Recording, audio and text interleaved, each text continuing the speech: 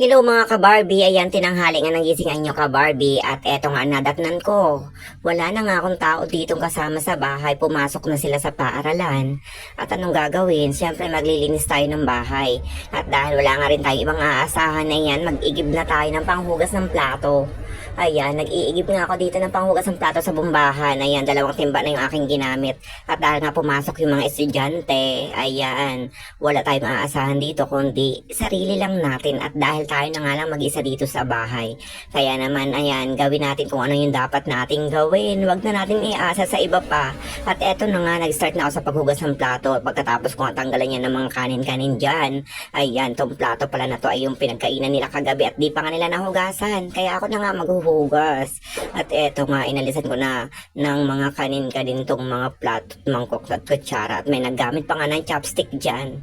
At eto nga, pagkatapos ko nga tanggalan to ng mga kanin, ayan, wala yung panghugas ng plato, nawawala na naman at wala ring sabon. At bumili pa nga ako sa kalapit tindahan ng dishwashing at ng sponge, ayan. At dahil wala na nga daw silang tindang dishwashing, ayan, bareta na lang yung binili ko. At eto na nga, ayan, nag-start na ako sa paghugas ng plato. Sinabon-sabon ko na yan, kaysa sila pa yung masabon ko dahil hindi na naman sila naghugas ng plato. At eto na nga, seryoso nga ako dyan. Pasensya na, wala pa akong hilamos. Ayan, kagigising ko nga lang, paglabas nga ng kwarto ko kasi ay kusina na. At kaya makikita mo lahat ng kalat. At ayan na nga, nagbanlaw na ako dyan. Ayan, ilang ulit ko yan binanlawan para naman maging malinis talaga siya. At ako nga ay maarte din minsan.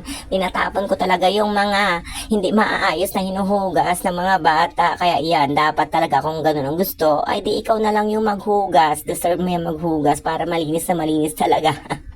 Ayan na nga. So, super faster tayo dyan sa paghuhugas. Hindi, joke. Sobrang pas lang talaga ng ating speed.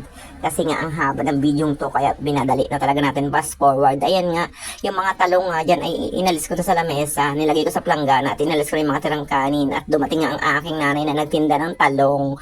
At eto nga, binasa ko na yung lamesa para mapunasan ko. At sobrang dungis nga. Ano ba yan? Hindi ko alam kung bahay ba to o bodega. Ayan, ito nga pala yung kusina namin. O, diba, meron pang part na hindi napipinish tong kusina.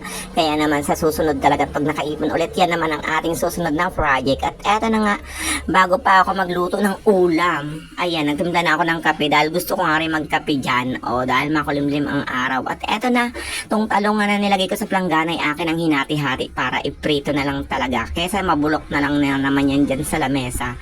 Marami nga laging dala si nanay na gulay, pero nasisira lang dahil wala nagluluto.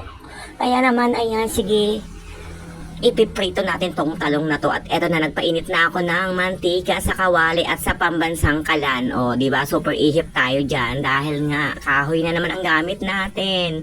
At dahil mainit na nga, ayan, anong gagawin? Iprito na natin tong talong. Ang talong ni Papa na nakakapangpatirik ng mata. Charis. Ayan na, pinarito ko na nga. Ayan, para mamaya pagdating ng estudyante natin ay may ulam. Walang rereklamo kasi talong lang talaga yung ulam. Ayan.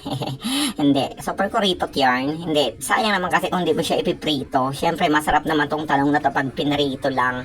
So, ayan, pinarito ko nga yung talong na yan. Binaliktad-baliktad ko na rin. At eto nga, oh, diba?